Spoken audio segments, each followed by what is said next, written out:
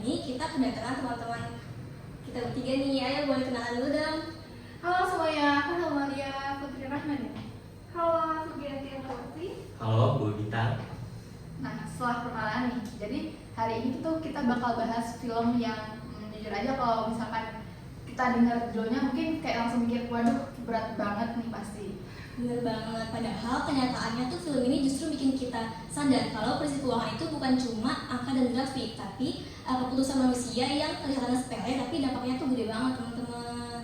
Nah, yang bikin film ini menarik juga, semua kejadiannya itu nyata, bukan fiksi ataupun karangan. Jadi apa yang kita bahas hari ini nanti, ini beneran kejadian di dunia keuangan, khususnya di Amerika Serikat. Wow, menarik banget tuh Yun. Jadi sebenarnya film apa sih yang akan kita bahas pada episode kali ini? Jadi film yang mau kita bahas pada hari ini itu adalah The Big Short. Film The Big Short ini dirilis pada tahun 2015 yang disutradarai oleh Adam McKay. Film ini tuh diadaptasi dari buku non-fiksi The Big Short Inside the Doomsday Machine karya Michael Lewis.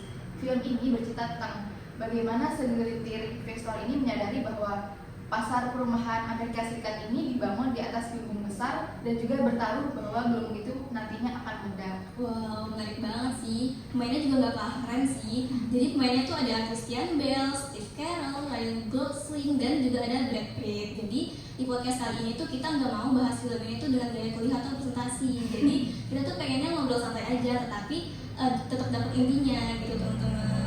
Nah, kalau misal kalian nonton filmnya dari awalnya, pasti itu tuh bikin kita mikir bahwa sebenarnya keputusan yang keuangan itu dimulai dari mana sih? Karena kan ada bank, ada investor, ada hedge fund, kayak semuanya tuh mereka punya perannya masing-masing gitu. Nah, mungkin sebelum menilik lebih jauh nih, aku penasaran deh. Nah, aku mau nanya nih, Bintang deh. Kalau menurut Bintang ya, bagian apa sih yang paling kelihatan menggambarkan keputusan pembiayaan, investasi, sama pengelolaan aset, dan juga karakter atau tokoh siapa menurut kamu yang paling jelas menunjukin hal itu? Oke, yang pertama untuk bagian keputusan pembiayaan, yaitu gue tertarik banget pada bagian bank-bank besar, yaitu Lehman Brothers yang menerbitkan MBS dan CDO yang didukung pinjaman subprime berisiko tinggi. Nah, mereka membiayai operasi dengan menjual produk kepada investor sebagai aset berperingkat AAA. Juga pada bagian perusahaan mortgage, yaitu Century Financial, memberi pinjaman kepada peminjam yang tidak layak, lalu menjual paket pinjaman itu ke bank untuk dijual menjadi MBS. Nah, terus implikasi resiko pada bagian-bagian ini, yang pertama itu resiko likuiditas. Bank mengadakan penjualan MBS sebagai sumber pendapatan jangka pendek, yang dimana ketika pasar MBS membeku pada tahun 2007, ini mereka kekurangan likuiditas hingga pada usaha Lehman Brothers ini mengalami kebangkrutan. Nah, untuk risiko reputasinya ini pemberian pinjaman sembarangan sehingga merusak kepercayaan sistem finansial. Nah, untuk kedua, keputusan investasi, gue tertarik banget pada bagian Michael Burry ini, investasi dalam kredit default swap atau CDS seperti asuransi. Jika MBS ini gagal bayar, ia menghabiskan sekitar 1,3 miliar US dollar untuk premi CDS ini yang dianggap gila oleh investor itu sendiri. Nah, untuk implikasi resiko ini pada resiko pasar, Bari dan Bau ini menanggung resiko bahwa jika krisis terjadi dalam waktu tertentu, mereka akan bangkrut membayar premi asuransi. Yang ketiga itu pengelolaan aset. Gue tertarik banget pada agen rating, yaitu pada Moody's ini memberikan peringkat AAA pada CDO, yaitu beracun karena dibayar oleh bank yang menerbitkannya. Mereka mengelola reputasi aset secara manipulatif. Nah, ini mengakibatkan resiko sistematik, yaitu pengelolaan aset buruk menyebabkan resiko ke seluruh sistem. Saat CDO runtuh, efek ini itu meruntuhkan banyak sekali aspek, yaitu peruntukan bank, aset, saham, dan ekonomi global. Oke, makasih banget nih Bintang buat jawaban kamu tadi. Nah, dari penjelasan kamu tadi itu aku jadi langsung kayak kebayang dari gimana 3 keputusan keuangan itu muncul di film. Tapi kadang-kadang tuh ya, dari satu keputusan yang kelihatannya itu kecil, tapi ternyata efeknya itu bisa kemana-mana gitu. Dan itu yang bikin film The Big Short ini menarik buat dibahas. Nah, ngomongin soal keputusan yang efeknya bisa kemana-mana ini tuh nyambung banget sama salah satu karakter yang ada di film ini, yaitu Dr. Michael juga ngeliat karakter Dr. Michael Burry ini tuh beda sendiri ya, kayak dia tuh punya tujuan yang jelas sebagai hedge fund manager, dan aku juga sempat kepikiran apa tujuan dia itu sama kayak tujuan keuangan dalam teori yang kita sudah pelajari, dan juga kalau dibandingin sama tujuan korporasi dalam manajemen keuangan itu sejalan atau justru beda jauh. Terus jadi apa sih sebenarnya yang Dr. Burry ini kejar? Nah, aku mau nanya ke Giati, boleh gak? Oh, boleh. Nah, nanti kalau misalnya kita ngomongin si Michael Burry ini, tujuan keuangan itu sebenarnya sangat spesifik ya. Dia ini ingin menghasilkan return yang sebesar mungkin untuk investornya, bukan sekedar untuk return aja. Makanya dia rela banget nih buat bayar premi yang bertahun-tahun, walaupun kelihatannya itu merugikan di awal. Nah, kalau misalnya kita bandingin dengan teori manajemen keuangan yang kita pelajari sebelumnya, tujuan dari si Burry itu justru lebih dekat ke value maximization. Nah, dia itu gak fokus di profit yang cepat atau jangka pendek, tapi dia mikir lebih jauh, kayak gimana sih keputusan hari ini bisa menghasilkan nilai yang jauh lebih besar nantinya. Nah, jadi meskipun terlihat ekstrem dan berbeda dari hedge fund manager lainnya, sebenarnya tujuan si Burry itu sejalan dengan prinsip utama keuangan, yaitu meningkatkan nilai bagi investor dalam jangka panjang. Jadi dia nggak ngejar profit aja sih.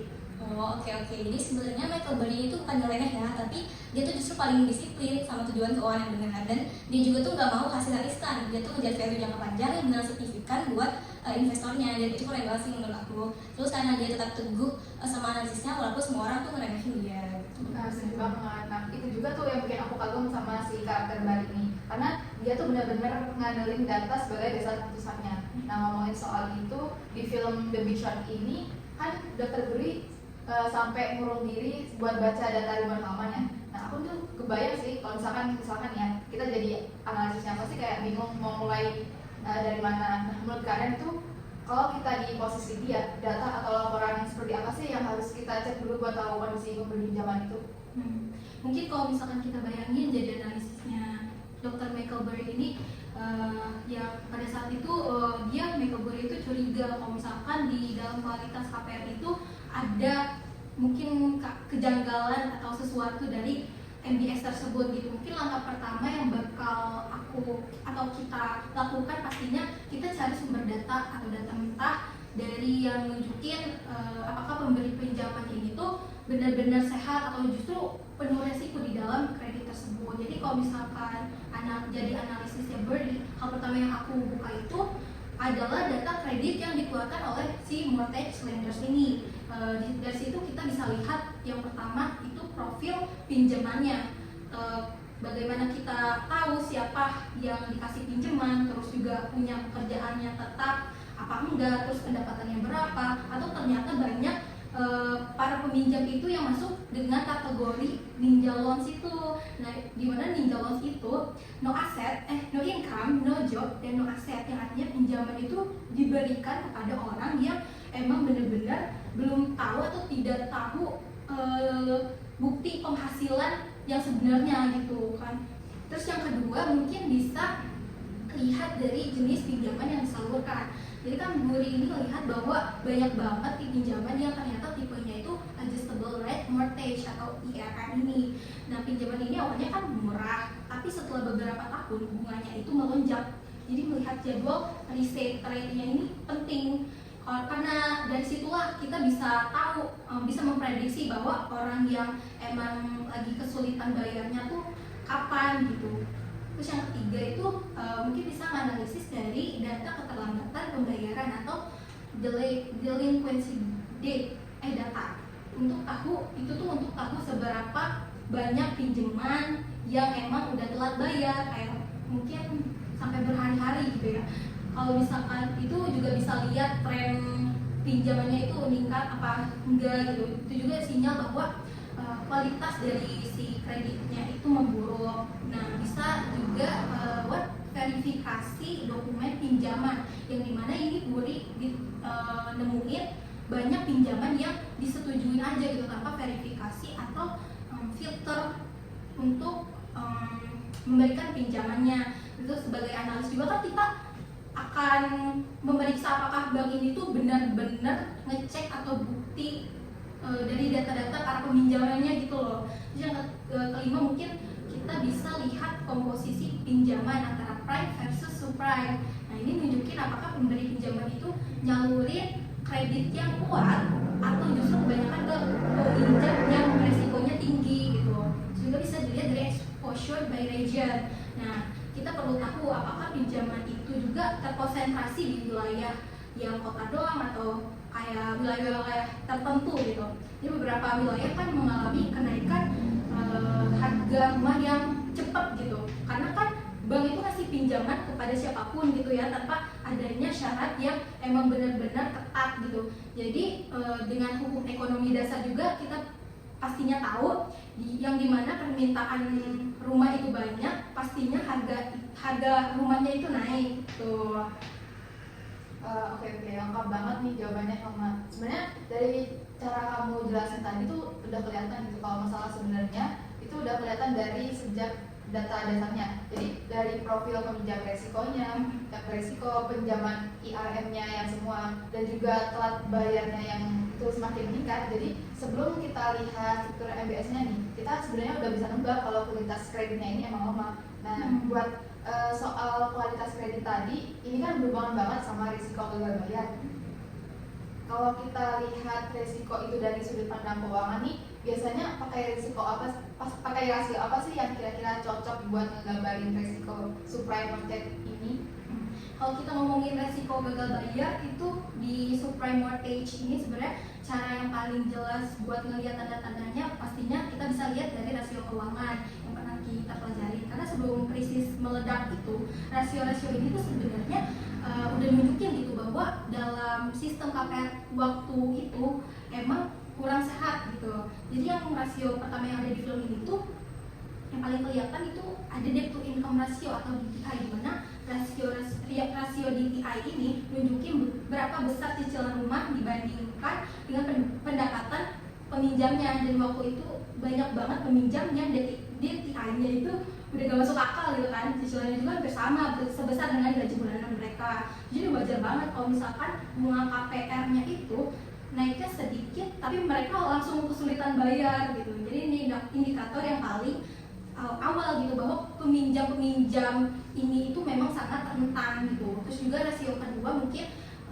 ada loan to value ratio atau LTV. Ini tuh ngebandingin jumlah pinjaman dengan nilai rumah. Nah, banyak subprime mortgage ini, subprime loan itu waktu LTV-nya tinggi banget, bahkan ada yang 100%, artinya orang ini beli rumah tanpa uang sama sekali gitu. Jadi kalau misalkan harga rumahnya turun dikit aja, yang akhirnya beneran terjadi itu peminjamnya langsung berada dalam posisi yang sangat rugi, karena kan nilai rumahnya itu lebih kecil daripada pinjamannya kan.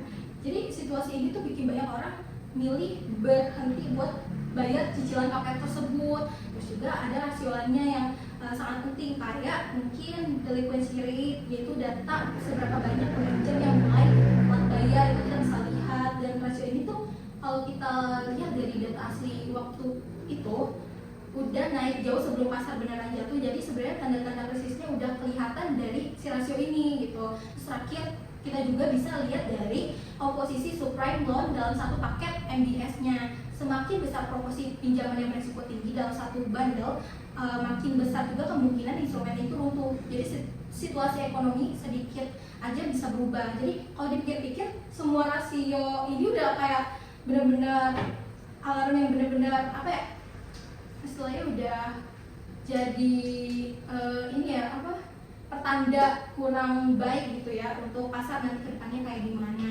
gitu. Oh bener sih, tapi jujur film The Big Short ini tuh kayak emang keren banget sih. Kayak mereka tuh bisa nebak pasar yang bakal turun itu nggak pakai feeling aja, tapi mereka kayak bener-bener pakai peramalan versi mereka sendiri. Nah, kalau dari sudut pandang manajemen keuangan, menurut Bintang ya, apa sih pendekatan yang mirip sama cara mereka membaca tanda-tanda krisis itu? Apakah mereka pakai forecasting yang sebenarnya mereka tanpa sadari itu mereka pakai forecasting gitu?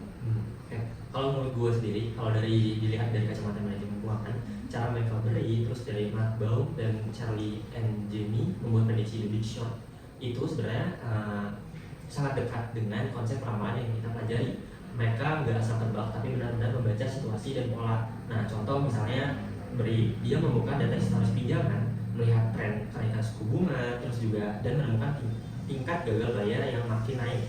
Nah, cara ini bekerja mirip analisis tren. Yaitu membaca pada pola masa lalu untuk memprediksi apa yang bakal terjadi. Nah, Matt Baum juga melakukan hal yang sama, cuma pendekatannya lebih observasional. Terus juga Mark Baum dia langsung turun ke lapangan melihat kualitas pinjaman yang buruk, lalu juga membangun skenario gimana kalau mayoritas peminjaman ini nantinya nggak mampu bayar. Nah sebenarnya ini juga masuk ke analisis skenario, di mana mereka menyiapkan berbagai kemungkinan kondisi masa depan dan melihat apa yang paling mungkin terjadi. Mereka membangun gambaran tentang skenario gagal bayar, masalah jauh sebelum sebelum pasar menyadarinya. Nah, jadi prediksi mereka bukan keberuntungan atau intuisi semata, tapi hasil dari proses peramalan yang sistematis, berbasis data dan mempertimbangkan berbagai kemungkinan.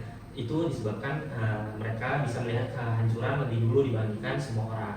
Oh iya, masuk akal banget sih cara mereka baca data itu tuh kayak kombinasi analisis tren sama analisis skenario-nya tuh makanya mereka bisa prediksi, mereka lebih tajam dari pasar, bukan cuma feeling tapi juga dengan pola gitu.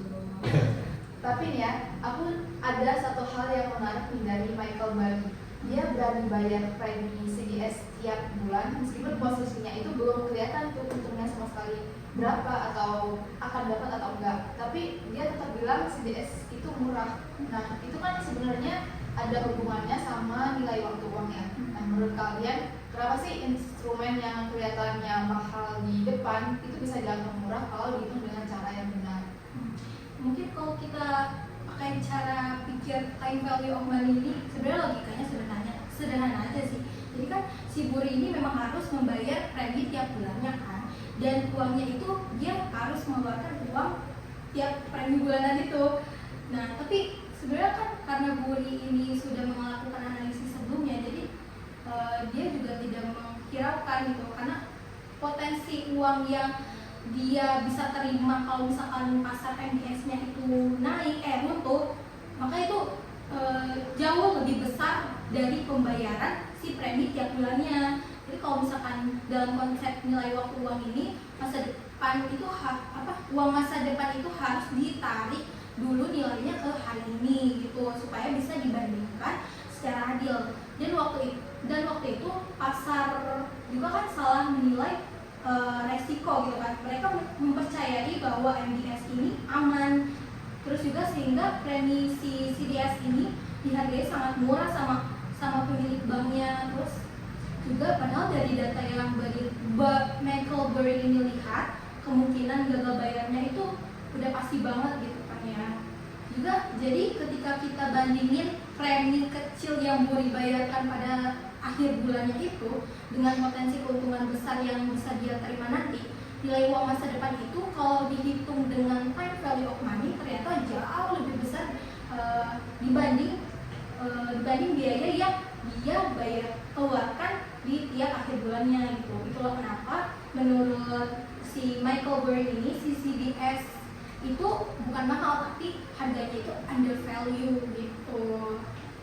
Wah, iya bener banget sih. Sebenarnya itu maksud akal banget. Kita pakai kacamata time value of money. Dari luar kayaknya si Burry ini buang-buang uang tiap bulan, tapi begitu kita tarik nilai masa depan ke hari ini, itu kelihatan jelas banget kalau potensi payoff-nya itu jauh lebih besar dari biaya yang dia keluarin. Jadi wajar banget kalau dia bilang CDS itu murah, karena secara perhitungan itu malah undervalued gitu. Dan ngomongin soal undervalued ya, ini tuh ngingetin aku sama pola besar lain di film ini. Jadi banyak institusi yang ambil keputusan keuangan itu tanpa mikirin resiko masa depannya. Salah satunya itu ya bank-bank besar itu. Nah, mereka itu merasa nyaman pakai dana jangka pendek buat biayain aset jangka panjang, seolah-olah itu nggak ada apa-apa. Padahal justru strategi kayak gitu itu bikin mereka paling rentan pas pasar mulai goyah. Setuju banget sih, setuju. Tapi sekarang kita geser sedikit ke masalah bank kali ya. Jadi di film ini tuh ada satu pola yang sebenarnya udah kelihatan bahaya dari awal. Jadi mereka tuh pakai dana jangka pendek buat biayain aset jangka panjang. Nah, menurut Bintang lagi ya, apa sih yang bikin strategi kayak gitu akhirnya jadi bumerang banget waktu krisis mulai kelihatan? Oke, kalau kita lihat lagi filmnya, ada satu hal yang sebenarnya jadi akar masalah besar.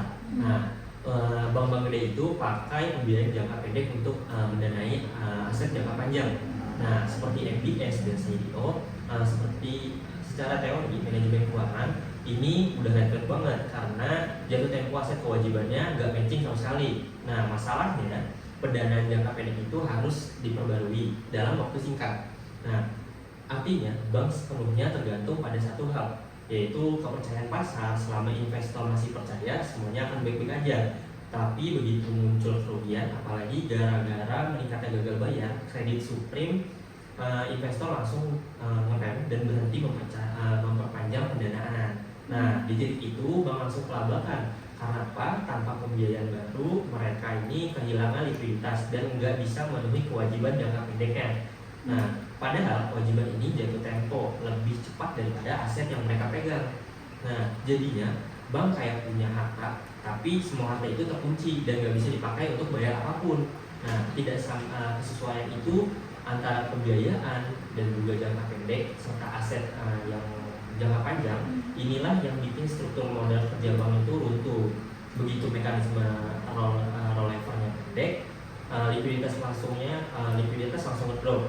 Dan ini bukan cuma bikin goyah, tapi benar-benar jadi salah satu penyebab utama tumbangnya lembaga besar seperti Lehman Brothers ini. Oh, benar banget sih. Thank you ya Bintang, itu penjelasannya jelas banget. Dan memang ya dari cara kamu jelasin kelihatan kalau masalahnya tuh bukan cuma soal asetnya berisiko, tapi cara bank mengatur sumber dananya itu udah bahaya dari awal. Lalu mereka kelihatan besar dan kuat, tapi sebenarnya berdiri di atas fondasi yang rapuh banget. Dan kalau dipikir-pikir, semuanya sebenarnya bisa kedetek lebih awal lewat indikator likuiditas. Cuma mungkin waktu itu orang-orang tuh belum terlalu percaya kalau bank itu nggak mungkin tumbang. Nah, makanya aku penasaran banget nih, kalau kita mundur ke krisis tahun 2007 sampai 2008, sebenarnya tanda-tanda masalah itu tuh sudah kelihatan dari jauh ya, terutama dari sisi likuiditas. Nah, menurut Bintang lagi, indikator likuiditas apa sih yang paling jelas nunjukin kalau bank-bank itu sebenarnya nggak sehat yang kelihatan di permukaan? Dan soalnya di luar tuh mereka masih kelihatan aman aja, laporan keuangannya oke, labanya ada, tapi pas dibeli lebih dalam kok ternyata malah kelihatan rapuh.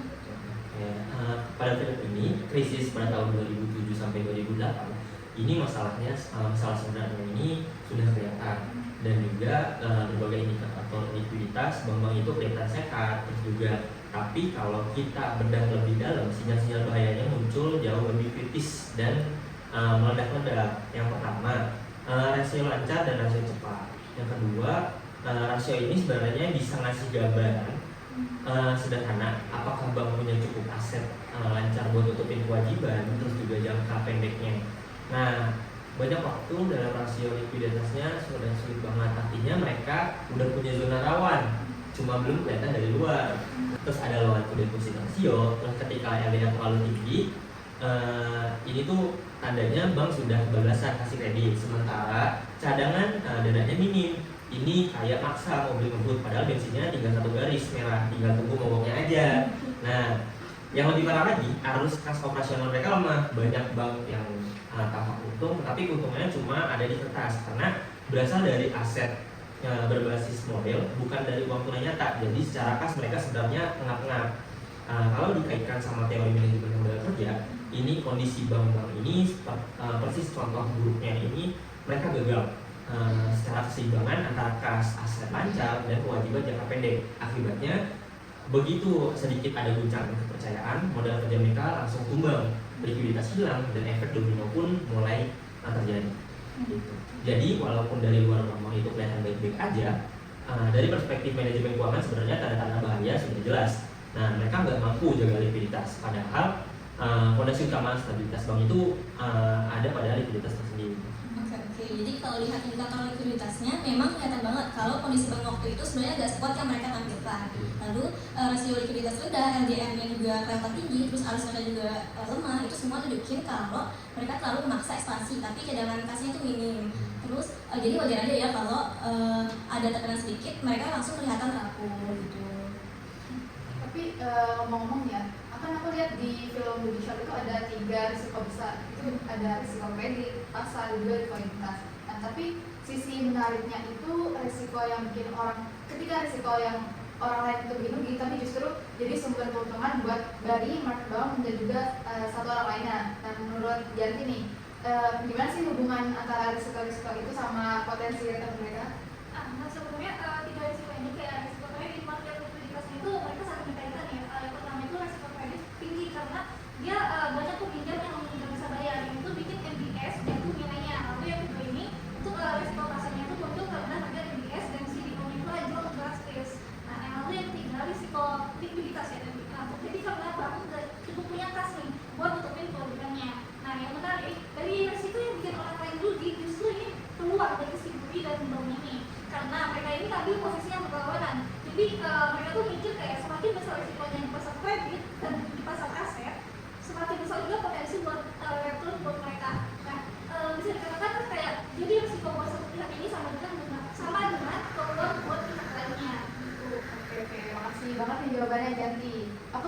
aku setuju juga sih. Sebenarnya di sini makin jelas kalau 3 resiko itu tadi sebenarnya itu bergerak barengan.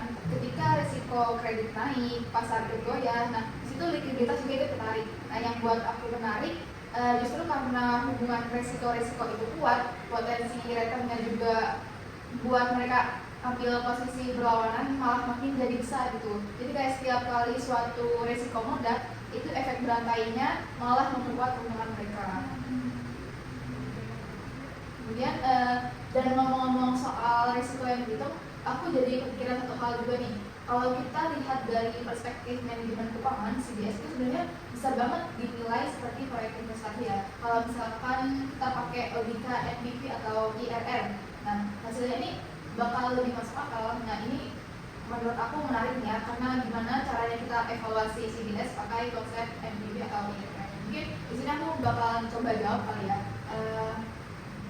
Kalau kita melakukan CDS ini seperti proyek investasi, kita bisa menilainya pakai NPV atau IRR. Misalnya nih, Bari bayar premi $10 juta per tahun selama 3 tahun. Nah, kelihatannya mahal, tapi ketika krisis terjadi, CDS ini bisa bayar 80 juta di tahun ketiga. Nah, setelah kita diskon dengan tingkat 10%, nilainya ini sekarang jadi cuma sekitar 20 juta aja. Sementara nilai manfaatnya itu hampir 60 juta. Nah, jadi NPV-nya ini positif besar gitu. Bahkan kalau dihitung IRR-nya itu returnnya itu sekitar 47%. Nah, jauh di atas biaya modal. Makanya Bari ini nyebut CDS itu murah karena bukan soal seberapa besar uang itu keluar di awal, tapi berapa besar sih nilai yang dia dapat di masa depan nantinya. Bener banget. Tapi kalian ingat gak sih pas bagian Lehman Brothers itu tumbang, itu salah satu momen paling ikonik banget sih. Tapi sebenarnya kalau kita balik ke teori valuasi saham, semuanya masuk akal banget. Nah kalau dari perspektif kalian nih, aku mau perspektif ganti kali ya. Faktor apa sih yang bikin harga saham bank bisa jatuh sedalam itu? Nah, tadi kan sebelum sempat disinggung ya, kalau misalnya dari kalkulasi saham ini itu logis ya, yang itu benar banget kalau misalnya tuh jatuh harga saham bank itu sebenarnya logis. Nah, mungkin dari sisi fundamental ada yang pertamanya ada aset bank yang berisi kredit berkualitas sendiri, lalu yang keduanya dalam mereka itu tinggi, lalu yang ketiga pendanaan jangka pendek mereka berisiko, dan yang keempat itu laporan keuangan mulai kelihatan rapuh. Nah, mungkin dari sisi sentimen ini ada 3 yang bakal saya grafik. Yang pertama ini ada investornya tuh bakal panik, lalu yang kedua mulai adanya kebangkrutan dan hilangnya kepercayaan pasar. Nah, gabungan dari fundamental yang ini ditambah dengan sentimen yang negatif yang tadi sudah saya sebutkan, itu bisa disebutkan bahwa harga saham itu jatuh dari atas. Oh, oke, benar banget ganti. Jadi kelihatannya kelihatan di filmnya itu dramatis banget. Tapi kalau kita pakai sudut pandang valuasi saham itu jatuh kanan itu sebenarnya udah matematis banget ya. Lalu fundamentalnya makin rapuh, sentimennya makin negatif, jadinya valuasi anjlok karena investasi lihat risikonya itu udah nggak bisa ditoleransi lagi. Nah, karena kalau misalkan kita ngomongin MBS sama CDO itu sebenarnya kompleks banget, tapi penting juga. Sekilas terlihat aman, tapi ternyata resikonya itu di dalamnya tersembunyi rapi gitu. Tapi menurut kalian nih, gimana sih proses sekuritisasi ini bisa bikin resiko kredit jadi nggak kelihatan, dan dampaknya apa sih ke imbal hasil obligasi yang tutup dari instrumen itu? Coba Herma, boleh ya?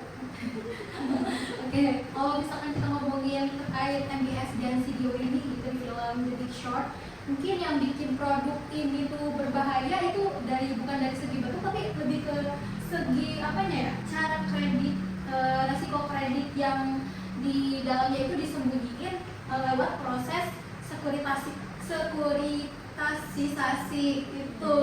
Yang awalnya itu kan sederhana kan, awalnya kan bank itu ngumpulin ribuan kredit KPR yang kualitasnya tuh campur aduk, ada yang emang pembayarannya mungkin kreditnya macet, atau mungkin pokoknya macam-macam deh, campur aduk gitu, ada yang bagus dan ada yang emang nunggak gitu bayarnya.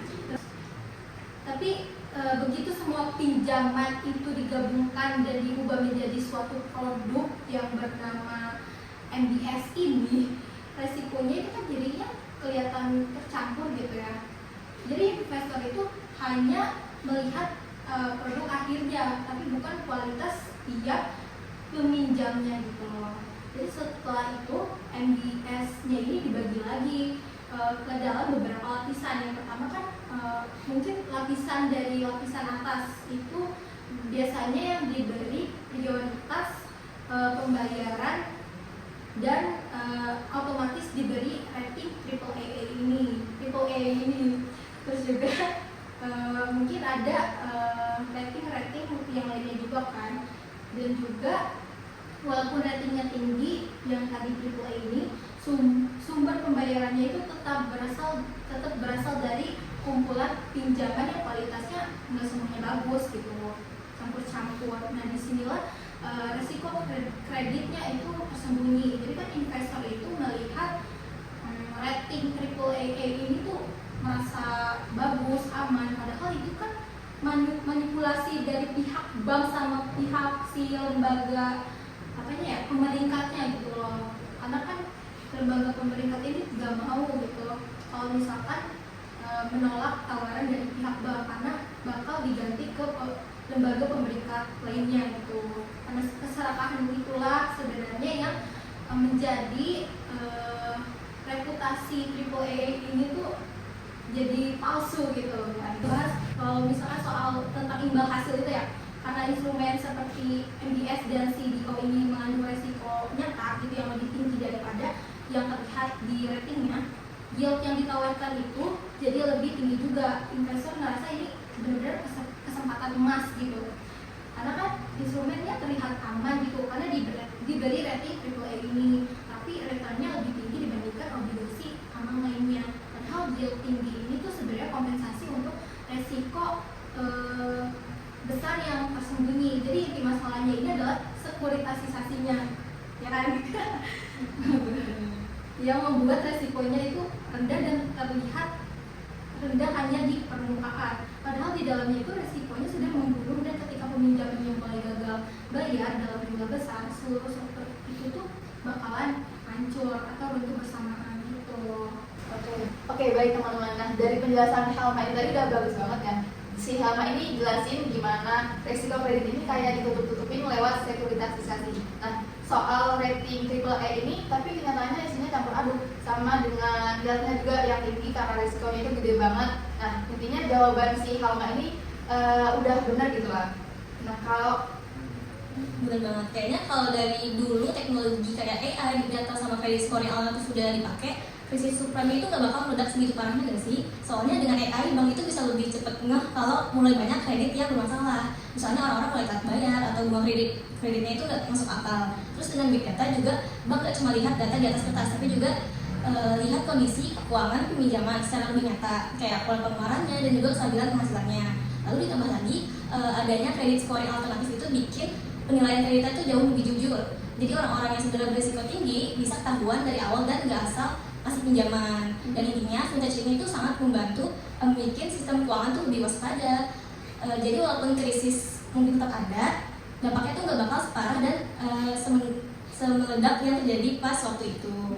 Nah, aku setuju sih kalau misalkan teknologi kayak AI dan big data ini udah dipakai dari dulu, karena tanda-tanda kredit bermasalah pasti itu udah lebih kebaca gitu.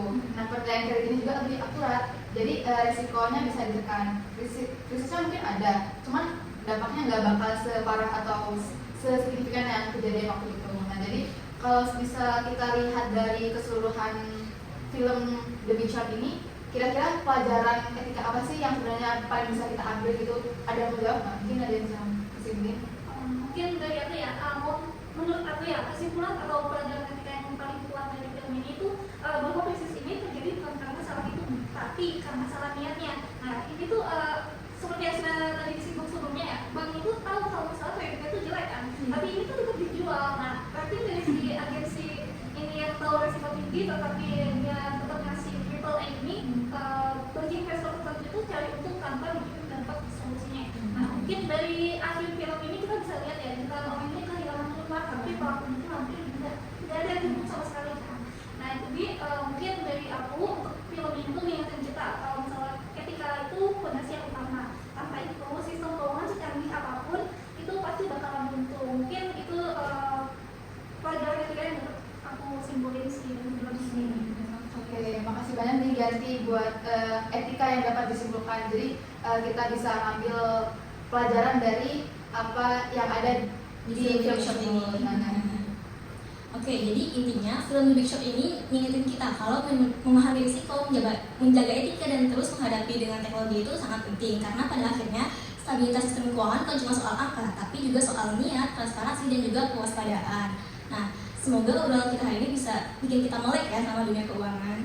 Mungkin sampai sini dulu aja nih. Mungkin